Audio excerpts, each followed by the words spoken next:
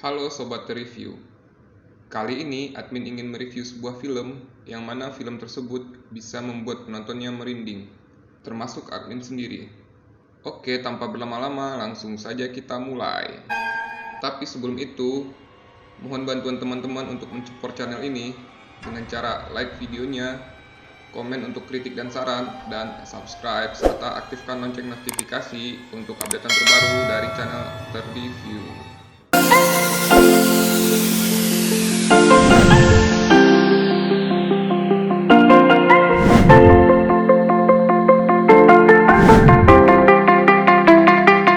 Film ini berlatar belakang pada tahun 1959. Ditunjukkan kalau ada seorang anak SD yang sering mendengarkan bisikan-bisikan di telinganya. Namanya adalah Lucinda Embry. Bisikan-bisikan itu hanya didengar olehnya sendiri. Teman-teman Lucinda menganggap aneh karena dia selalu menuliskan angka-angka yang tampak tidak berarti. Dia cenderung pendiam dan tidak mempunyai seorang teman. Waktu itu adalah acara pembukaan untuk sekolah mereka. Untuk merayakannya, pihak sekolah ingin menanam sejenis kapsul waktu di halaman sekolah. Murid-murid angkatan pertama itu diminta untuk menggambar apapun yang mereka pikirkan akan terjadi dalam kurun waktu 50 tahun ke depan. Lalu gambar tersebut akan dimasukkan ke dalam sebuah kapsul waktu tersebut. Anak-anak yang bersekolah di sana 50 tahun kemudian akan membuka kembali kapsul waktu tersebut dan membaca ataupun melihat apapun yang mereka tulis di sana. Semua anak bergembira dan menggambarkan bermacam-macam benda dalam surat yang akan mereka masukkan ke dalam kapsul waktu, kecuali Lucinda.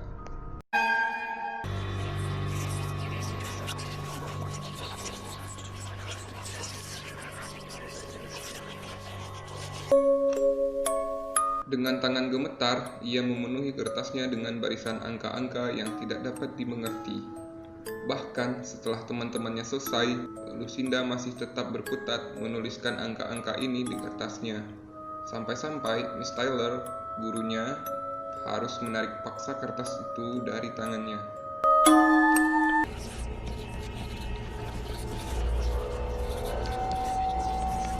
Okay, I want you all to finish, please. I don't see anybody. Pada saat pembukaan sekolah sekaligus penanaman kapsul waktu itu, Lucinda tiba-tiba menghilang. Setelah dicari ke sana kemari, ia ditemukan bersembunyi di dalam lemari. Tangannya berdarah, karena dia menggunakan kukunya untuk menuliskan angka-angka yang belum diselesaikan di dinding pintu.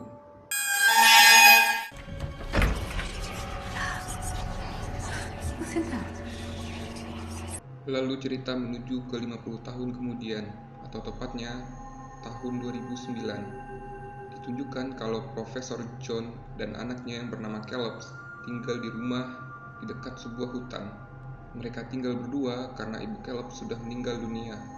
Caleb adalah salah satu murid yang bersekolah di sekolah Lucinda dulu. Dan kebetulan, sekolahnya berulang tahun yang ke-50. Mereka akan membongkar kapsul waktu yang ditanam di sekolah tersebut.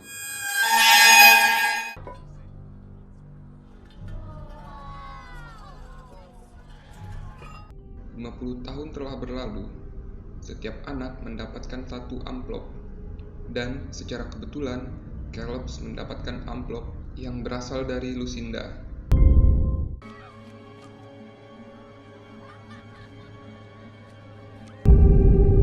Sejak menerima amplop itu, ia sering mendengarkan bisikan-bisikan. Sampai-sampai, ia menduga kalau alat bantu dengarnya sudah mulai rusak dan mulai melepaskannya.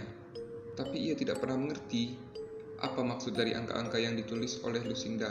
Tanpa sengaja, John, ayahnya, melihat surat itu tergeletak di meja. Iseng dia menyusun angka-angka yang dia lihat di sana. Dan dia melihat kalau angka-angka itu ternyata adalah sebuah ramalan.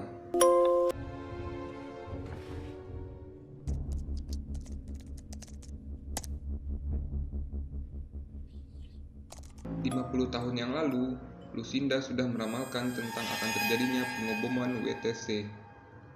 Dia juga meramalkan dengan tepat terjadinya badai Katrina. Semua angka-angka yang dituliskan di sana seperti sebuah kode tentang tanggal kejadian, jumlah korban, bahkan titik koordinat tempat kejadian bencana tersebut. John sangat kaget melihatnya. Oh my God. Lalu ia melihat kalau ternyata ada beberapa ramalan yang masih belum terlaksana.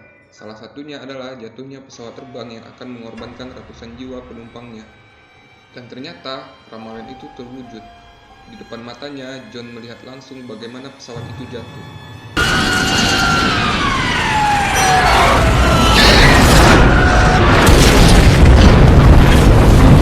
Dan saat televisi mengumumkan jumlah korban, ternyata jumlah itu sama persis dengan jumlah yang dituliskan oleh Lucinda.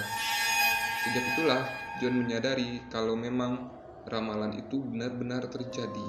Sementara itu, Caleb mulai merasa sering didatangi oleh sosok-sosok misterius yang secara rutin memberikannya batu berwarna hitam. Bersamaan dengan itu pula, datanglah penglihatan-penglihatan yang tidak dimengerti oleh Caleb. Dan dia melihat api yang membakar semua tempat di sekelilingnya. Ia ketakutan dan menjerit.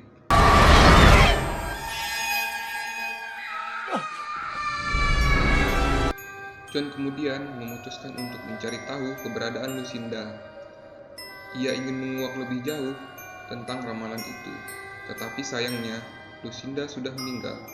Yang ada hanya anaknya yang bernama Diana yang tinggal bersama putrinya Abby yang sebaya dengan Caleb. Dad, can we get a drink? Can we get one too? Hey, would you and Abby like to join us? Tapi Diana menganggap John sebagai orang gila karena menyinggung ramalan-ramalan yang dibuat oleh ibunya yang sudah meninggal dulu.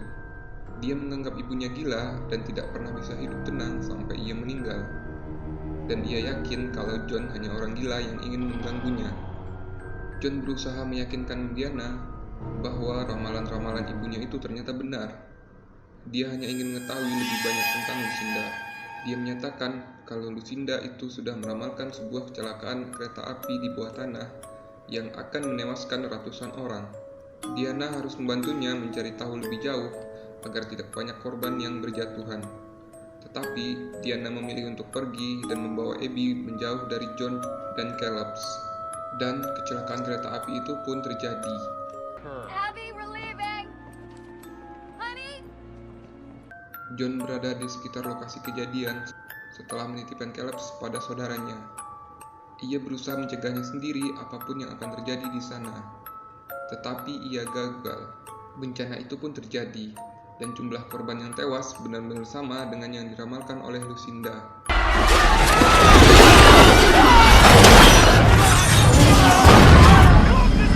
Oke teman-teman, karena pembahasan ini sangat panjang, admin berencana akan membuat dalam 2 part.